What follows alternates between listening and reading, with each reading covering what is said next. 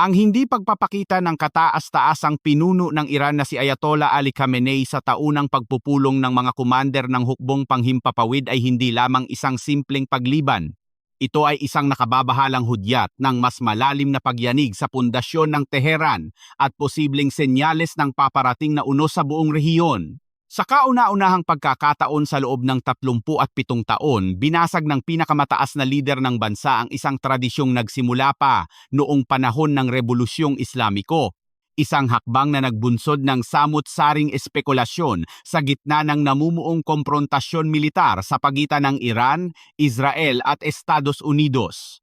Habang ang mundo ay nakatuon sa mga radar at galaw ng mga barkong pandigma, ang pagkawala sa eksena ng pangunahing arkitekto ng estratehiya ng Iran ay nagpapahiwatig na ang bansa ay nasa ilalim na ng matinding presyur na hindi nararanasan simula pa noong 1970 at 70 at siyam.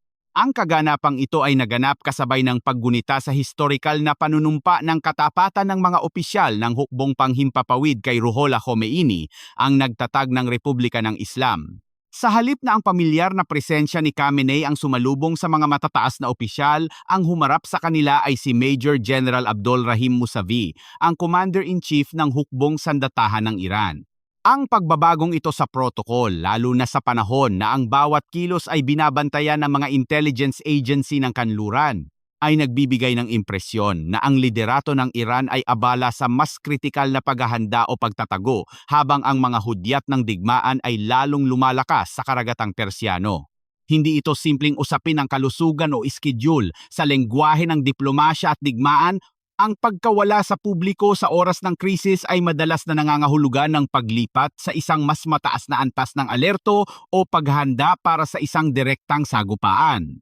Sa kabilang panig ng tunggalian, ang Israel ay naglatag na ng kanilang mga baraha sa mesa nang walang pag-aatubili. Ang mga opisyal ng depensa sa Tel Aviv ay nagparating ng isang malinaw at nakakikilabot na mensahe sa Washington. Ang programa ng ballistic missile ng Iran ay itinuturing na nilang isang banta sa mismong pag-iral ng Estado ng Israel at handa silang kumilos ng mag-isa kung kinakailangan. Ang retorikang ito ay lumampas na sa karaniwang palitan ng mga banta. Ito ay isang deklarasyon ng intentong militar. Ayon sa mga ulat mula sa seguridad, ang Israel ay nagbalangkas na ng mga tiyak na plano upang wasakin ang infrastruktura ng paggawa ng missile ng Iran at ang mga pasilidad na nag-iimbak nito. Ang konseptong ito ng operasyon ay hindi lamang nakatuon sa pagpigil kundi sa ganap na pagpaparalisa sa kakayahan ng Teheran na maglunsad ng malawakang pag-atake. Ang tinaguriang pulang linya na itinakda ng Israel ay may kinalaman sa teknolohikal na pag-unlad at dami ng mga misail na kayang umabot sa kanilang teritoryo. Bagamat nilinaw ng mga ulat na hindi pa ganap na natatawid ng Iran ang linyang ito sa kasalukuyan, ang Jerusalem ay nasa ilalim ng paniniwala na ang bintana ng pagkakataon upang pigilan ito ay mabilis na nagsasara.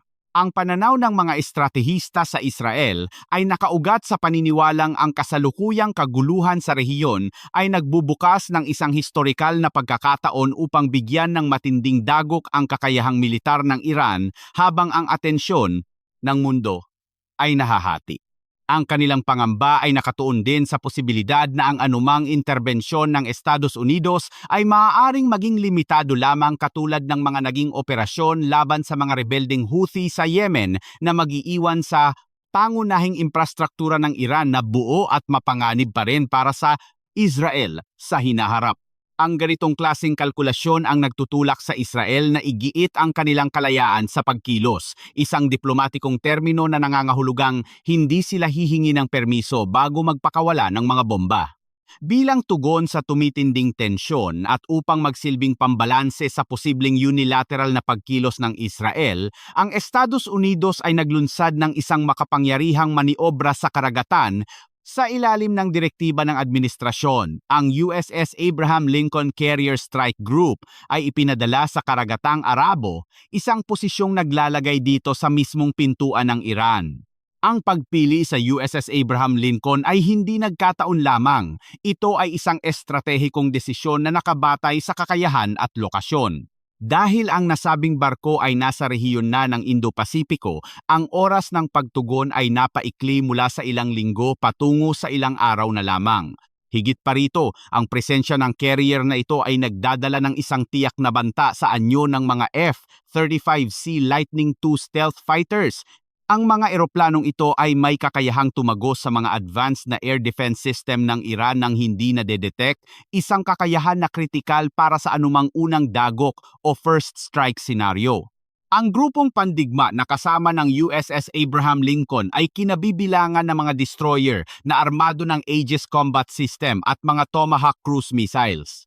Ang kombinasyong ito ay nagbibigay sa Estados Unidos ng kakayahang maglunsad ng malawakang pag-atake sa lupa habang pinoprotektahan ang kanilang mga puwersa mula sa mga counter-attack ng Iran gamit ang mga drone at missile. Dagdag pa rito, ang pagpapalakas ng mga depensang panghimpapawid sa mga base militar sa gitnang silangan at ang pagpapadala ng mga F-15E Strike Eagle sa Jordan ay lumilikha ng isang pincer movement o pag-ipit sa Iran mula sa parehong hilaga at timog na direksyon. Ang mensahe ng Washington ay malinaw, habang bukas pa ang pinto para sa diplomasya, ang puwersang militar na nakapaligid sa Iran ay sapat na upang durugin ang anumang pagtatangka ng agresyon. Ang paggamit ng diplomasya ng lakas ay makikita rin sa ginagawang pag-uusap sa Oman, kung saan ang mga kinatawan ng dalawang bansa ay nagtatangkang maghanap ng solusyon, ngunit ang anino ng USS Abraham Lincoln ay nagsisilbing mabigat na argumento sa hapagkainan. Ang sitwasyon ay lalong nagiging komplikado dahil sa mga ulat na ang Iran ay nagpapatuloy sa kanilang ambisyon na magkaroon ng mga sandatang nukleyar at intercontinental ballistic missiles na may kakayahang umabot sa Europa at Amerika. Ayon sa mga opisyal ng Israel, ang rehimen sa Tehran ay determinado na panatilihin ang mga alas na ito bilang bahagi ng kanilang pangmatagalang estratehiya para sa kaligtasan ng rehimen at pagpapalawak ng impluwensya. Ang ganitong pananaw ay sinusuportahan ng mga aksyon ng Iran sa pagpapabagsak ng mga drone ng Amerika na lumalapit sa kanilang teritoryo, isang patunay na handa silang ipagtanggol ang kanilang airspace kahit na laban sa pinakamalakas na hukbong dagat sa mundo. Ang US Central Command o CENTCOM ay naglabas din ng mga larawan ng operasyon ng KC-135 Stratotanker na nagsasagawa ng aerial refueling.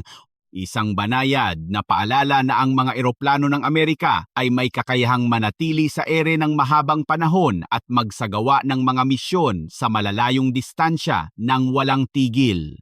Habang ang gitnang silangan ay nasa bingit ng pagsabog, ang digmaan sa Europa ay pumasok sa isang bagong kabanata na maaaring bumago sa balanse ng kapangyarihan sa himpapawid. Ang Ukraine, matapos ang mahabang panahon ng pakikipagnegosasyon, ay nakatakdang tumanggap ng isang napakalaking karagdagan sa kanilang hukbong panghimpapawid. Sa isang kasunduan na yayanig sa estratehiya ng Rusya, nakatakdang dumating ang kabuuang 250 makabagong fighter jets mula sa mga kaalyado nito sa kanluran. Kabilang dito ang 150 Jas 39 Gripen mula sa Sweden at 100 Rafale fighters mula sa Pransya. Ang pagpasok ng ganitong karaming makabagong kagamitang pandigma ay hindi lamang basta pagpapalit ng mga lumang kagamitan. Ito ay isang ganap na transformasyon ng kakayahan ng Ukraine na kontrolin ang kanilang himpapawid at magsagawa ng mga opensibang operasyon laban sa mga posisyon ng Rusya. Binigyang diin ni Pangulong Volodymyr Zelensky na ang mga nasabing eroplano ay pawang mga bago, isang mahalagang detalye na nagpapahiwatig ng mahabang buhay ng serbisyo at mas mataas na antas ng teknolohiya kumpara sa mga gamit na o second-hand units. Ang Gripen ng Sweden ay kilala sa pagiging madaling imantin at kakayahang lumipad mula sa may ikling runway o kahit sa mga kalsada, isang katangiang perpekto para sa kondisyon ng digmaan sa Ukraine kung saan ang mga paliparan ay palaging target ng mga missile ng Rusya. Sa kabilang banda, ang Rafale ng Pransya ay isang subok na multi-role fighter na may kakayahang magdala ng mabibigat na armas at magsagawa ng parehong air-to-air at air-to-ground na misyon ng sabay. Ang kombinasyong ito ng Gripen at Rafale ay magbibigay sa Kyiv ng isang sari-sari at mabisang puwersa na maaaring humamon sa dominasyon ng Russian Aerospace Forces. Ang pagdating ng mga eroplanong ito ay kasunod ng nauna ng pagpapakilala ng F-16 sa teatro ng digmaan, bagamat inamin ni Zelensky na ang mga naunang units ay hindi na bago. Ang panibagong kasunduang ito, lalo na ang pangako ng Pransya na magsisimulang maghatid ng karagdagang units pagsapit ng taong 2026, ay nagpapakita ng pangmatagalang commitment ng Europa sa depensa ng Ukraine. Ito ay isang senyales sa Moscow na ang suporta ng kanluran ay hindi humihina, bagkus ay lalo pang nagiging sopistikado at nakamamatay. Ang epekto nito sa moral ng mga sundalo at sa estratehikong pagpaplano ng parehong panig ay hindi matatawaran. Sa pagkakaroon ng kakayahang maglunsad ng mga precision strike mula sa malayo at protektahan ang kanilang mga tropa sa lupa, ang Ukraine ay unti-unting nagkakaroon ng kakayahan na baguhin ang takbo ng digmaan mula sa isang nakapapagod na pakikipagbuno sa lupa patungo sa isang mas dinamikong labanan kung saan ang teknolohiya at air superiority ang magdidikta. Resulta, ang sabay-sabay na pag-init ng sitwasyon sa dalawang mayor na teatro ng Sigalot, ang Gitnang Silangan at Silangang Europa ay nagpapakita ng isang nakababahalang katotohanan. Ang pandaigdigang kaayusang pansiguridad ay nasa ilalim ng matinding pagsubok. Ang bawat galaw ng barko sa Karagatang Arabo at bawat paglipad ng fighter jet sa Ukraine ay magkakaugnay sa isang mas malawak na laro ng kapangyarihan.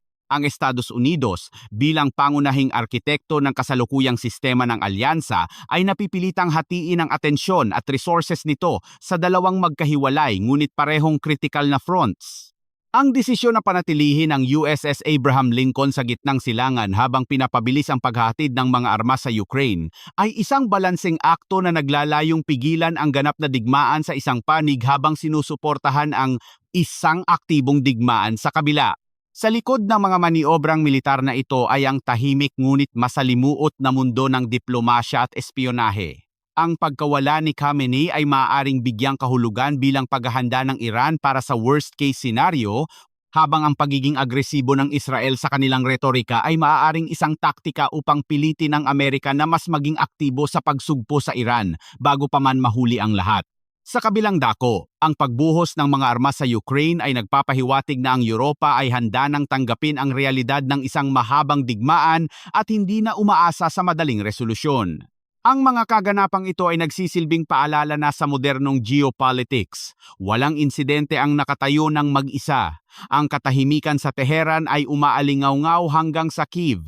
At ang desisyon sa Washington ay damang-dama sa bawat sulok ng mundo. Sa kabilang panig ng globo, malayo sa mga umaatungal na sirena sa Gitnang Silangan at Silangang Europa, isang mas tahimik ngunit higit na mapanganib na laro ng ahedres ang kasalukuyang nagaganap sa pagitan ng dalawang pinakamalakas na ekonomiya sa mundo. Ang anunsyo ni Pangulong Donald Trump hinggil sa nakatakdang pagbisita ni Pangulong Xi Jinping ng China sa White House sa pagtatapos ng taon ay hindi lamang isang simpleng diplomatikong kaganapan. Ito ay isang krusyal na sandali na maaaring magtakda ng kapalaran ng rehiyong Asya-Pasipiko sa susunod na dekada. Ang tiyempo ng pagpupulong na ito ay puno ng estratehikong kahulugan, lalo na't ito ay nagaganap sa bingit ng taong 2027 ang taon. Ayon sa mga espekulasyon ng intelihensya ay ang itinakdang panahon ng pamunuan ng China para sa posibleng pagsakop sa Taiwan. Ang bawat salita at kilos sa pagitan ng Washington at Beijing ay binabantayan hindi lamang bilang negosasyon sa kalakalan, kundi bilang paghahanda sa isang potensyal na sagupaan. Ang relasyon ng dalawang higante ay nananatiling nasa ilalim ng anino ng isang matagal ng digmaang pangkalakalan. Bagamat may mga pahayag ng pagnanais na balansehin ang ugnayan, ang realidad sa lupa ay nagpapakita ng patuloy na tunggalian. Ang mga taripa na ipinataw ng Administrasyong Amerikano sa mga bakal, sasakyan at iba pang industriya ay nananatiling tinik sa lalamunan ng ekonomiya ng China. Sa kabila ng mga pagtatangka ng China na babalaan ng Estados Unidos hinggil sa pagbebenta ng armas sa Taiwan, ang Washington ay tila hindi natitinag sa kanilang commitment na armasan ang isla. Ang babala ni Xi Jinping na ang isyu ng Taiwan ay isang pulang linya na hindi dapat tawirin ay sinasalubong ng patuloy na pagpapalakas ng presensyang militar ng Amerika sa rehiyon. Ang nalalapit na pagbisita ay maaaring tingnan bilang huling pagtatangka ng diplomasya bago tuluyang pumasok ang dalawang bansa sa isang yugto ng mas direktang komprontasyon o kaya naman ay isang paraan ng China upang bumili ng oras habang inaayos ang kanilang sariling mga problemang panloob. Samantala, sa bansang Hapon, isang politikal na lindol ang yumanig sa mga kalkulasyon ng Beijing. Ang tagumpay ni Sanae Takaichi at ng kanyang koalisyon sa halalan para sa mababang kapulungan ay isang malaking dagok sa estratehiya ng Partido Komunista ng China na ihiwalay at pahinain ang mga lider na may matigas na paninindigan laban sa kanila. Ang pagkapanalo ni Takaichi ay hindi lamang isang mandato para sa kanyang pamumuno kundi isang malinaw na senyales na ang publikong Hapones ay pabor sa isang mas matapang at aktibong papel ng kanilang bansa sa seguridad ng rehiyon. Ang kabiguan ng Beijing na impluwensyahan ang resulta ng halalan ay nagpapakita ng limitasyon ng kanilang wolf warrior diplomacy at ang lumalakas na pagkakaisa ng mga bansa sa paligid ng unang pulo o First Island Chain. Bilang tugon sa tumitinding banta sa karagatan, ang administrasyon ni Takaichi ay inaasahang magpapabilis ng kanilang programa sa pagpapalakas ng depensa. Ang budget para sa militar ay nakatakdang itaas sa 2% ng kanilang gross domestic product, isang hakbang na isa sa katuparan ng mas maaga ng 2 taon kaysa sa orihinal na plano. Ang desisyong ito ay magbibigay daan sa Hapon na makakuha ng mas maraming makabagong kagamitan at palakasin ang kanilang kakayahang makipagtulungan sa mga alyado tulad ng Estados Unidos at Pilipinas. Ang agarang pagbati ni Pangulong Lai Ching-te ng Taiwan kay Takaichi ay nagpapahiwatig ng mas mahigpit na kooperasyon sa pagitan ng Taipei at Tokyo, lalo na sa aspeto ng pagpapalitan ng impormasyon at seguridad sa karagatan. Para sa mga estratehista, ang alyansang ito ay bumubuo ng isang matibay na pader laban sa ekspansyonismo ng China sa silangang dagat ng China at sa kipot ng Taiwan. Habang ang China ay nahaharap sa diplomatikong pagkatalo sa Hapon, ang kanilang walang hanggang pagkakaibigan sa Rusya ay nagpapakita naman ng mga bitak sa larangan ng ekonomiya. Sa kabila ng matapang na retorika ng Kremlin tungkol sa solidong alyansa sa Beijing, ang datos ay nagpapakita ng isang stagnant na relasyon sa pamumuhunan. Ang kabuuang puhunan ng China sa Rusya ay nanatili sa antas na 17 bilyon at 400 milyong dolyar, halos walang pagbabago mula noong nagsimula ang malawakang digmaan sa Ukraine. Ang inaasahang pagbaha ng kapital mula sa China upang punan ang pag-alis ng mga kumpanyang kanluranin ay hindi nagkatotoo. Sa halip, ang mga bangko at negosyanteng Sino ay naging labis na maingat, umiiwas sa anumang hakbang na maaring maglagay sa kanila sa ilalim ng sekundaryong sanksyon ng Estados Unidos at Europa. Ang pragmatismo ng Beijing ay kitang-kita sa pagbaba ng kanilang pamumuhunan sa mga sektor ng hilaw na materyales sa Rusya. Ang dating itinuturing na ligtas na daungan para sa kapital ng China ay kinakitaan ng pagbaba ng interes mula sa 9 na bilyong dolyar pababa sa 8 bilyon at 800 milyong dolyar. Ang tanging sektor na nakitaan ng paglago ay ang serbisyong pinansyal, ngunit ito ay hindi para sa pagtatayo ng mga pabrika o infrastruktura, kundi para lamang mapanatili ang mekanismo ng pagbabayad at maiwasan ang paggamit ng dolyar. Ipinapakita nito na ang China ay handang makipagkalakalan sa Rusya hanggat ito ay pabor sa kanila, ngunit hindi sila handang isugal ang kanilang sariling ekonomiya para sagipin ang Moscow. Ang ganitong klaseng relasyon ay nagiiwan sa Rusya na lalong nagiging dependent sa China ngunit walang nakukuhang tunay na estratehikong pakinabang maliban sa pagiging taga-supply ng murang enerhiya. Sa kabilang banda, ang India, na dating isa sa mga pinakamalaking mamimili ng langis ng Rusya, ay gumagawa ng isang dramatikong pagpihit na maaaring magpabagsak sa kita ng digmaan ni Vladimir Putin. Sa isang sorpresang operasyon sa labas ng baybayin ng Mumbai, ang hukbong dagat at Coast Guard ng India ay nanghuli ng 3 barko na kabilang sa tinaguriang Hamdo Ibongtoy o Shadow Fleet, mga barkong ginagamit upang ismagel ang langis ng Rusya at iwasan ang mga sanksyon. Ang mga barkong ito, na may koneksyon din sa Iran, ay nahuling nagsasagawa ng ship-to-ship transfer sa dagat, isang teknik na ginagamit upang paghaluin ang langis at itago ang tunay na pinagmulan nito. Ang aksyong ito ng New Delhi ay isang malaking pagbabago sa kanilang dating neutral na posisyon at nagpapakita ng kanilang kahandaang makipagtulungan sa kanluran para ipatupad ang mga patakaran sa enerhiya. Ang motibasyon sa likod ng pagbabagong ito ng India ay isang matalinong kasunduan sa pagitan ni Punong Ministro Narendra Modi at ng Administrasyong Amerikano. Bilang kapalit ng pagtigil sa pagbili ng langis mula sa Rusya, nangako ang Estados Unidos na ibababa ang taripa sa mga produktong galing sa India mula 25% pababa sa 18%. Bukod dito ang mga parusang taripa na ipinataw noong nakaraang taon dahil sa pagbili ng langis ng Rusya ay tuluyan ng aalisin. Ito ay isang klasikong halimbawa ng carrot and stick diplomacy kung saan ang Washington ay gumamit ng ekonomikong insentibo upang putulin ang pinagkukunan ng pondo ng Moscow. Ang epekto nito ay agaran. Ang mga pangunahing kumpanya ng langis sa India, kabilang ang Indian Oil at Bharat Petroleum, ay tumigil na sa pagtanggap ng mga kargamento mula sa Rusya. Ang hakbang na ito ay nag-iiwan sa Rusya na may milyon-milyong bariles ng langis na walang mapagbentahan, habang ang kanilang shadow fleet ay unti-unting nalalagas dahil sa mas mahigpit na pagbabantay sa karagatan. Kahit ang mga pribadong kumpanya sa India na may sosyo ang Rosneft ay nahihirapang magpatuloy dahil sa takot sa sanksyon at sa paparating na maintenance shutdown ng kanilang mga pasilidad. Ang pagkawala ng merkado ng India, na kumukonsumo ng mahigit 30% ng langis ng Rusya simula noong sumiklab ang digmaan, ay isang suntok sa tiyan ng ekonomiya ng Kremlin na mas masakit pa kaysa sa anumang direktang sanksyon ng Europa. Ipinapakita nito na ang Estados Unidos ay matagumpay na nakakabuo ng isang koalisyon, hindi lamang sa pamamagitan ng ideolohiya, kundi sa pamamagitan ng pragmatikong interes upang sikilin ang kakayahan ng Rusya na pondohan ang kanilang agresyon. Sa kanlurang hemisperyo, ang Cuba ay nananatiling isang tinik sa tagiliran ng Amerika, bagamat ang kanilang kakayahang magdulot ng pinsala ay limitado na ng kanilang sariling krisis pang-ekonomiya. Ang Havana ay nagpahayag ng kahandaang makipag-usap sa Washington ngunit nagtakda ng mga kondisyon na tila imposible sa kasalukuyang klima politikal. Ang ganap na paggalang sa kanilang soberanya at hindi pakikialam sa kanilang panloob na sistema.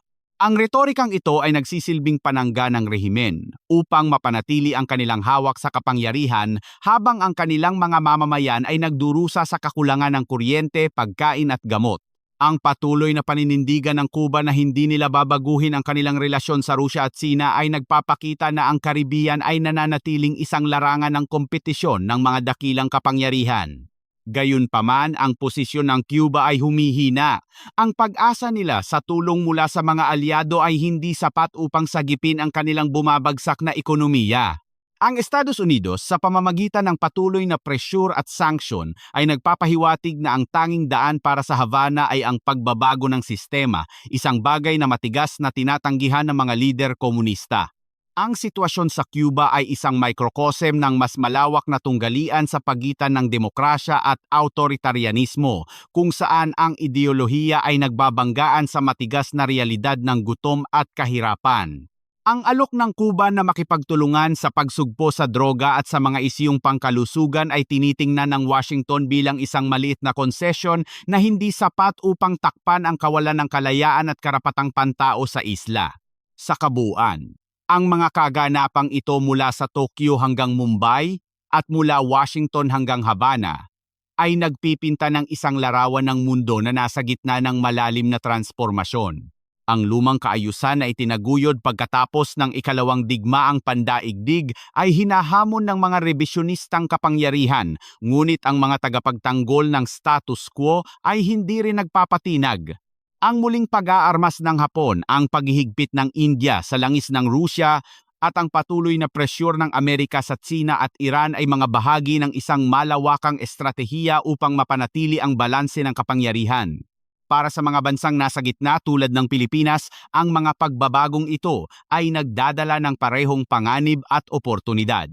Ang pagkakaroon ng matibay na alyansa sa mga bansang tulad ng Hapon at Estados Unidos ay nagiging mas mahalaga habang ang rehiyon ay naghahanda para sa mga hindi tiyak na hamon ng hinaharap. Ang mensahe ay malinaw. Ang panahon ng estratehikong kalabuan ay tapos na. Ang bawat bansa, malaki man o maliit, ay napipilitang pumili ng kanilang panig at maghanda para sa mga kahihinatnan.